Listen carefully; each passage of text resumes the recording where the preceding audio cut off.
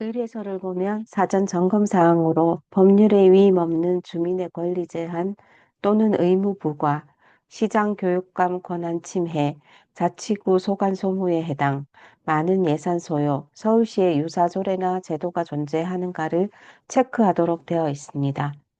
체크 사항이 많을수록 조례안 성안에 제약이 많은 만큼 기초적인 사항은 반드시 확인하고 나서 의뢰하는 것이 바람직합니다. 의뢰를 받은 입법 담당관은 위에서 언급한 사항 이외에도 조례 위반의 기본 원칙에 따라 조례안을 만들게 되는데, 이는 원칙을 위반하게 되면 상임위원회의 심의 과정에서 부결될 가능성이 높기 때문입니다. 일부 지방의회는 입법 지원 조직 외에도 변호사 및 입법 전문가 등을 자문역으로 위촉하여 조례안을 만드는 과정에 의원들의 입법 활동을 지원하고 있습니다. 상임위원회 전문 인력도 도움이 됩니다.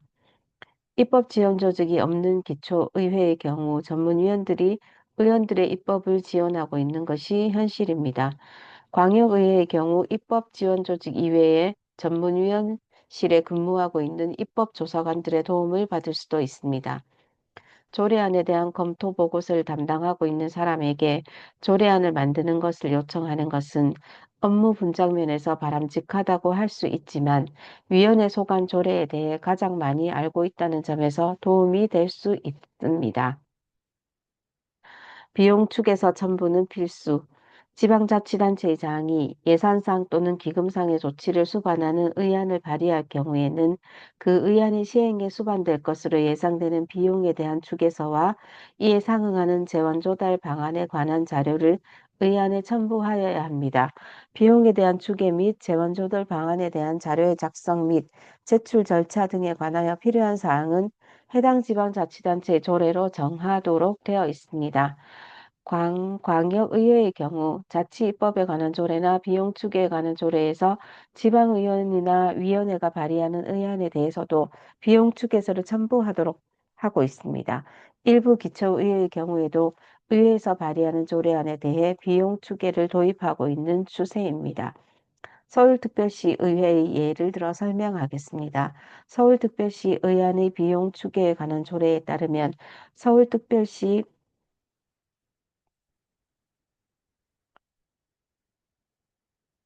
의안 축에 관한 조례에 따르면 서울특별시 의회위원회 시의원이 의안을 발의할 경우에도 비용 축에서를 첨부하도록 되어 있으므로 예산을 수반하는 조례안에는 비용 축에서가 반드시 첨부되어야 합니다. 다만 예상되는 비용이 연평균 5억 원 미만이거나 현시적인 경비로서 총 10억 원 미만인 경우이나 의안의 내용이 선언적 권고적인 형식으로 규정되는 등 기술적으로 추계가 어려운 경우에는 비용 추계서를 첨부하지 않아도 되지만 첨부서 사유서를 첨부하여야 합니다. 지방의회 의원이나 위원회가 발의하거나 제안하는 안건에 대한 비용 추계는 집행부의 관련 부서가 지방의회 사무처의 관련 부서가 담당하도록 하는 것이 일반적인데, 서울특별시의회의 경우 예산정책 담당관에서 이를 담당하고 있습니다. 집행부서와 미리 협의해야 하나요?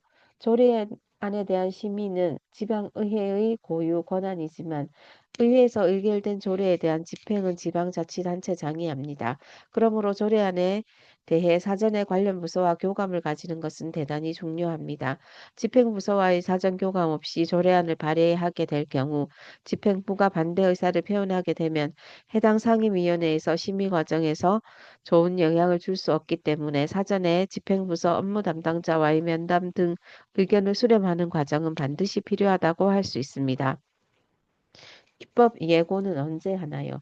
지방의회는 심사 대상인 조례안에 대하여 5일간의 기간을 정하여 취지, 내용, 전문을 공보나 인터넷 홈페이지 등에 게재하는 방법으로 예고할 수 있는데, 조례안 예고의 방법, 절차, 그 밖에 필요한 사항은 회의 규칙으로 정하도록 되어 있습니다.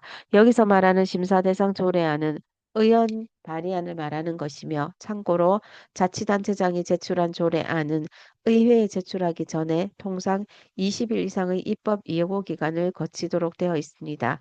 의원 발의 조례안에 대한 입법 예고는 상임위원회에 회부된 이후에 이루어지기 때문에 조례안의 완결성이 떨어질 우려가 있다는 점에서 개선안을 마련할 필요가 있습니다. 입법 예고는 조례안에 대하여 사전에 시민, 관련 이해 당사자 전문가들이 의견을 수렴하는 과정이라는 점에서 바람직하지만 소관 상임위원회에 회부된 후 입법 예고를 하는 것은 절차상 순서가 바뀐 것이라는 의견도 있기 때문입니다. 지방의원 혼자 조례안 만들기 1. 조례안을 만들 때 어려운 점의 하나가 입법 형식에 맞추어 만들어야 한다는 것입니다. 실제로 의안을 발의하고자 할 때는 그 의안을 갖추어 의장에게 제출하여야 하는데 조례안의 경우를 살펴보면 안의 형식은 표지부, 본문부로 구분하여 다음과 같은 사항이 포함되어야 합니다. 1. 표지부에는 의안의 제목, 발의 연월일, 발의자, 제한 사유, 주요 내용이 포함되어야 합니다. 조례안의 표지부 제한 이유는 제정 및 개정 사유를 설명하는 것인데 대략적인 사유를 간략하게 기술하여야 합니다. 주요 내용은 개정 및 제정하는 개별 조문에 대한 것으로 더욱더 세밀하게 작성하여야 합니다. 참고사항은 관계법령, 예산조치, 관련 부서와의 합의사항을 기술하는 것으로 상대적으로 단순하다고 할 수 있습니다. 본문부에는 조례안의 제목 및 본문을 기재하는데 실제 조례안의 입안 과정에서 가장 중요한 부분이라 할 수 있습니다. 입안 과정에서 가장 어렵게 느껴지는 부분이 바로 개정 지시문을 작성하는 것입니다. 개정 지시문은 일종의 명령과 같은 것으로 조례의 개정 작업은 지시문에 따르도록 되어 있는 만큼 명확하게 작성하여야 합니다. 본문의 마지막에는 부칙을 작성해야 합니다. 부칙에는 가장 중요한 것이 시행일이라 할 수 있는데 과거에는 부칙을 넣지 않고 조례안을 발의하는 경우도 있었지만 이럴 경우에는 접수 과정에서 반려될 수 있으므로 실수하지 않도록 해야 합니다. 새롭게 조례안을 만드는 것이 아니라 일부 개정 조례안의 경우는 신구조문을 대비표를 첨부하여야 하는데 개정 전후의 조문을 비교하는 데 필요한 자료로 개정 지시문의 내용을 그대로 따라서 작성해야 합니다. 신구조문 대비표는 단순한 참고사항에 불과하기 때문에 간과할 수 있지만 작성법을 별도로 배워야 할 정도로 까다로운 작업에 해당합니다.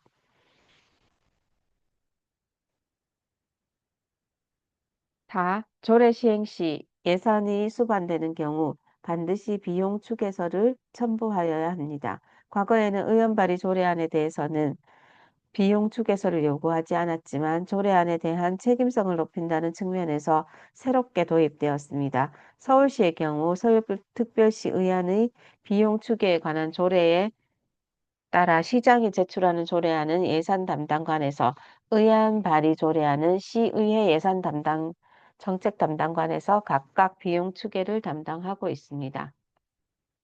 지방의원 혼자서 조례안 만들기 2. 입법 지원 조직이 있는 광역 지방의회의 경우에는 해당 부서의 입법이나 비용 추계까지도 의뢰할 수 있지만 기초지방의회의 경우 의원이 조례안을 만들기가 매우 어렵습니다. 이럴 경우 법제처에서 만든 법령안 편집기 법안 3.1이 도움이 될 수 있습니다. 법제처에서 만든 법령안 편집기의 가장 특징은 법률뿐만 아니라 자치법규의 재개정 작업에도 활용할 수 있다는 점입니다. 이 프로그램은 일부 양식이 지방의회에서 사용하는 것과 다르다는 점에서는 조금 불편하지만 지방자치단체 공무원들이 사용하기에 아주 편리하게 만들어져 있습니다. 조례안 만들기 과정에서 가장 어렵다고 하는 개정 지시문과 조문 대비표를 자동으로 만들어 주기 때문에 지방의회에서 근무하는 직원들도 활용하는 사례가 많아지고 있습니다. 프로그램과 사용 방법은 법제처 정부 입법지원센터에서 받아볼 수 있기 때문에 한번 도전해 보시기 바랍니다. 4. 조례안 심사 잘 하고 싶어요. 지방자치단체장이나 지방의원이 제출한 조례안에 대해 의장은 조례안 접수 사실을 본회의에 보고하고 소관 상임위원회에 회부하는데 상임위원회가 설치되어 있지 않은 기초의회의 경우 본회의에 상정합니다. 위원회는 조례안을 심사할 뿐만 아니라 스스로 조례안을 제안할 수도 있으며 상임위원회를 통한 통과한 조례안은 본회의에서 이의가 제기되는 경우가 거의 대부분 가결됩니다. 따라서 의장이 본회의 의결에 앞서 그 의결의 판단 자료를 삼기 위해서 발의 또는 제출된 의안을 소관위원회에 회부하는 것은 매우 중요한 일이라 할 수 있습니다. 다만 조례안에 대한 소관위원회 심사는 예비심사로 회부된 안건을 심사하고 그 결과를 본회의에 보고하여 본회의 의결의 판단 자료로 제공하는 데 있으며 위원회에서 의결되었다고 해서 본회의에서 그대로 의결하는 것은 아닙니다. 상임위원회에 조례안이 회부되면 조례안 상정 제안 설명, 전문위원 검토 보고, 질의답변, 축조심사, 찬반 토론, 의결, 표결의 과정으로 심사가 진행됩니다. 심사를 마친 조례안에 대해서는 심사보고서를 작성하여 의장에게 제출하고 본회의에서 의결되면 집행부로 보내 공보 절차를 거쳐 시행됩니다. 그러면 조례안에 대한 심사를 잘하기 위한 방법은 무엇일까요? 원칙에 충실하기. 조례안을 심사하기에 앞서 자치법규 위반의 기본 원칙을 다시 한번 확인할 필요가 있습니다. 첫 번째는 소관사무의 원칙입니다. 조례안의 내용이 지방자치단체의 고유사무, 개별 법령에 의해 지방자치단체에 위임된 사무에 대해서만 조례를 만들 수 있습니다. 두 번째는 조례안이 법령을 위반하지 않아야 합니다. 세 번째는 법률 유보의 원칙입니다. 주민의 권리 제한 또는 의무 부과 및 벌칙을 정하려는 내용인 경우 법령의 위임이 있어야 한다는 것입니다. 네 번째는 견제와 균형의 원칙입니다. 의원 발의 조례안에서 나타날 수 있는 대표적인 사례라 할 수 있는데 지방의회가 지방자치단체장의 고유 권한인 인사권, 조직권, 예산 편성권을 침해하는 경우 조례안으로 성립하기 어렵습니다. 지방자치법은 지방의회와 지방자치단체장에게 독자적인 권한을 부여하고 상호 견제와 균형을 이루도록 하고 있으므로 지방의회가 법률에 특별한 규정이 없는 한 견제의 범위를 넘어 상대방의 고유 권한을 침해하는 내용의 조례를 제정할 수 없습니다. 지방자치단체의 권한을 침해하는 내용이 포함되었을 경우 재의 요구할 가능성이 높기 때문에 다시 한번 신중한 검토가 요구됩니다. 다섯 번째, 조례안 내용의 유사성, 중복성 여부입니다. 조례안의 내용과 유사한 다른 조례나 조항이 있는가를 확인해야 합니다. 예를 들면 서울특별시 청소년 칭찬 조례안의 경우 사회정의 구현에 모범이 된 청소년 및 올바른 사회 구성원으로 거듭난 청소년 등을 칭찬함으로써 청소년의 자아 회복을 통하여 꿈과 희망을 심어주는데 이바지하고자 하는 것이었습니다. 그러나 중요한 내용이 시장으로 하여금 연간 20명 이내의 칭찬 청소년에게 표창이나 표창패를 시장할 수 있도록 하고 있는 바, 이 내용은 서울특별시민상 운영조례에서 이미 적용될 수 있다는 것을 이유로 상임위원회에서 부결 처리되었습니다. 여섯 번째는 조례안의 내용이 상위 법령의 내용을 그대로 인용한 경우입니다. 법령에서 규정하고 있는 사항을 그대로 규정하는 것은 별다른 의미가 없는 중복 규정으로 입법 체계나 입법 경제적으로 불필요할 뿐만 아니라 상위 법령의 개정 시에 그에 맞추어서 적시에 개정해 주지 않으면 상위 법령과 맞지 않는 조례 규정이 생겨 집행성 혼란을 일으킬 수 있기 때문에 이러한 방식의 규정은 바람직하지 않습니다. 입안 과정에서 걸러지지 않았을지라도 심사 과정에서 엄격한 적용이 필요할 것입니다. 사전 설명 듣기 상임위원회 심사 과정에서는 조례안에 대한 제안 설명을 하는 절차가 있습니다. 지방자치단체장이 제출한 조례안의 경우는 지방자치단체장을 대리하여 관계실국장 등이 설명하고 의원 발의 안건인 경우에는 발의한 의원이 설명하되 발의자가 설명을 할 수 없는 사정이 있는 경우에는 찬성 의원이 대리하여 설명할 수도 있습니다. 그러나 심도 있는 심사를 위해서는 실무 공무원으로부터 사전에 자세한 설명을 받아 조례안에 대한 이해를 높일 필요가 있습니다. 검토보고서, 심사보고서 최대한 활용하기. 조례안에 대해 상임위원회에서 근무하는 전문위원은 검토 보고서를 작성하여 의원들에게 심사일 이전까지 보내도록 되어 있습니다. 검토 보고서는 소속위원이 조례안을 용이하고 능률적으로 심사할 수 있도록 하기 위해 제안 이유, 문제점, 이해 득실, 기타 필요한 사항을 조사 분석하여 작성하는 것으로 특별한 사정이 없는 한 해당 의안의 상정일 이전까지 소속위원에게 배부하고 위원회 회의 시 구두로 보고하고 있습니다. 상임위원회 심사 단계에 앞서 전문위원회 검토 보고서를 잘 숙지하는 것은 조례안 심사를 효율적으로 할 수 있는 가장 좋은 방법이라고 할 수 있습니다. 위원회는 회부된 안건의 심사를 마치게 되면 심사 결과, 그 밖에 필요한 사항을 서면으로 의장에게 보고하여야 합니다. 의원들은 자기가 소속된 위원회 안건 이외에는 그 결과를 알 수 없기 때문에 조례안에 대한 심사 보고서를 통해 조례안의 취지, 문제점, 이해득실 등을 상세히 알 수 있기 때문에 위원회가 제출한 심사 보고서는 본회의 심의 시 가장 중요한 역할을 하고 있습니다. 질의 답변. 질의란 의제가 된 안건에 대하여 제안자나 관련 집행부서의 실국장 등에게 의문나는 사항을 물어보고 답변하도록 하는 것을 말하지만 단순히 의문사항에 대해서만 묻는 것이 아니라 관련 정책사항, 민의, 반영사항, 자료의 수집 등의 성격도 가지고 있습니다. 동료 의원들의 날카로운 질의와 집행부의 답변 내용을 경청하는 것도 조례안 심사에 많은 도움을 줄 수 있습니다. 참고로 위원회에서는 회의의 원활한 진행을 위해 질의와 답변 시간에는 일정한 시간 내로 정하고 있습니다. 첫 번째 질의와 답변은 10분으로 하고 다른 위원들의 질의 답변이 끝난 후 5분 추가 질의하도록 하는 것이 일반적입니다. 공청회 활용하기. 조례안 심사에 있어서 전문적인 지식이 필요하거나 이해관계가 대립되는 중요한 조례안을 심사하기 위하여 위원회는 공청회, 청문회, 연석회의 등을 개최할 수 있습니다. 공청회는 위원회가 중요한 안건이나 전문 지식을 필요로 하는 안건을 심사하기 위해 이해관계자 또는 학식과 경험이 풍부한 사람으로부터 의견을 청취하기 위해 개최합니다. 청문회는 위원회가 중요한 안건의 심사에 필요한 증인, 감정인, 참고인으로부터 증언, 진술의 청취와 증거 채택을 위해 개최하는 회의이고 연석회의는 안건과 관련하여 다른 위원회의 의견을 들을 필요가 있는 경우 관련 위원회가 한자리에 모여 의견을 교환하는 회의입니다. 공청회 예시. 공청회 등의 개최 시기에 대하여서는 법령에 명확하게 규정되어 있지 않으나 조례안의 효율적인 심사를 위해서는 심사 이전에 이를 개최하는 것이 바람직하다 할 수 있습니다. 서울특별시의회의 경우 조례 제정안 전부 개정 조례안에 대해 공청회를 의무화하고 있으나 위원회 의결과 해당 의안의 대표 발의 의원의 동의를 구하여 이를 생략할 수 있습니다. 조례안 심사 소위원회. 위원회는 효율적인 조례안 심사를 위하여 필요한 경우 상임위원회 내에 소위원회를 구성하여 안건을 심사 보고하게 할 수 있으며 조례안을 회부받은 소위원장은 심사 경과와 결과를 해당 상임위원회에 보고하여야 합니다.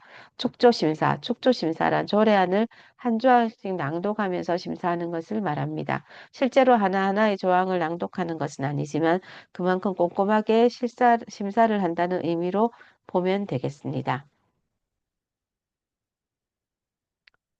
5. 제2요구 어떻게 대응하나요?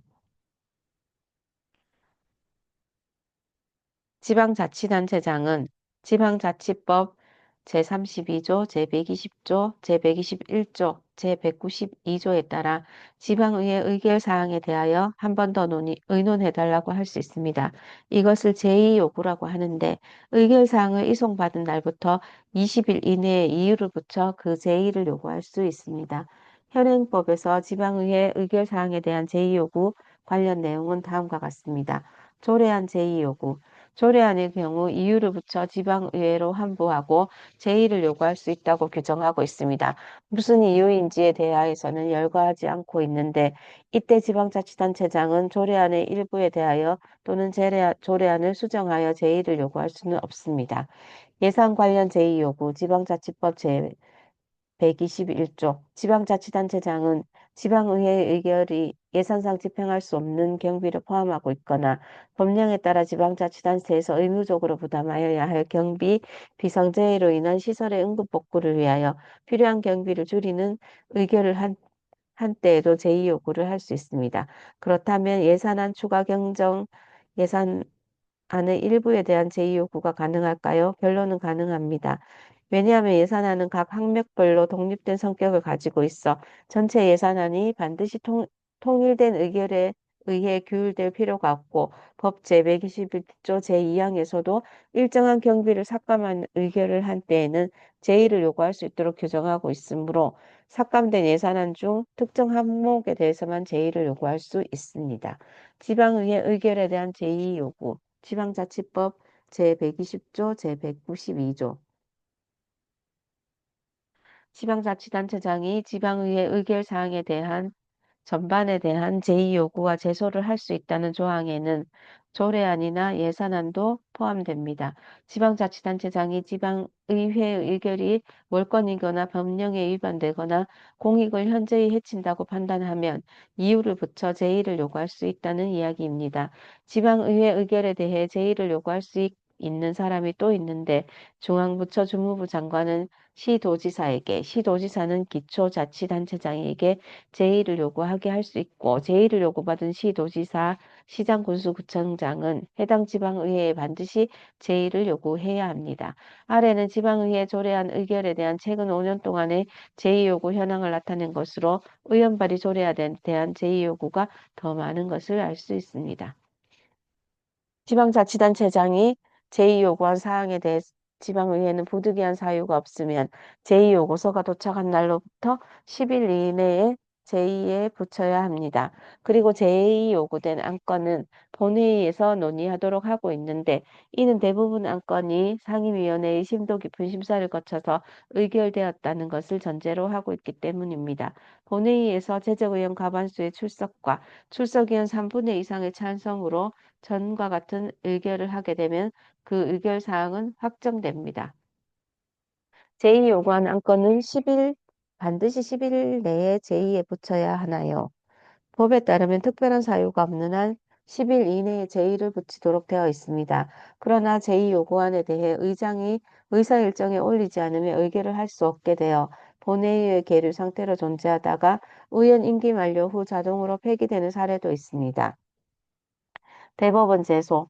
지방자치단체장은 재의결된 사항이 법령에 위반된다고 판단하면 대법원에 소를 제기할 수 있습니다. 이 경우 필요하다고 판단되며 그 의결의 집행을 정지하게 하는 집행정지 결정을 신청할 수도 있습니다. 주무부 장관이나 시도지사는 재의결된 사항이 법령에 위반된다고 판단됨에도 불구하고 해당 지방자치단체의 장이 소를 제기하지 않으면 제소를 지시하거나 직접 제소 및 집행 정지 결정을 할 수 있습니다. 지방의회 의원에 대하여 유급 보좌 인력을 두는 것은 지방의회 의원의 신분 지위 및 처우에 관한 현행 법령상의 제도에 중대한 변경을 초래하는 것으로서 국회의 법률로 규정할 입법사항이라는 이유로 무효 판결을 받은 바 있습니다. 지금까지 살펴본 것처럼 지방자치단체장의 제의요구에 대하여 지방의회에서 동일하게 의결하면 그대로 확정이 된다고 볼 수 있습니다. 그리고 지방자치단체의 장의 제의요구 사유가 월권이거나 공익을 현저히 해친다고 주장한 경우에는 집행부에서 그 의결을 받아들일 수 있습니다. 그러나 법령 위반을 주장하는 경우는 지방자치단체장이 대법원에 소를 제기할 수 있는 만큼 위법의 소비지가 있는 의안에 대해서는 상무위원회에서 보다 심도 있는 논의가 이루어져야 할 것입니다. 자치법규 대법원 조례 제소 현황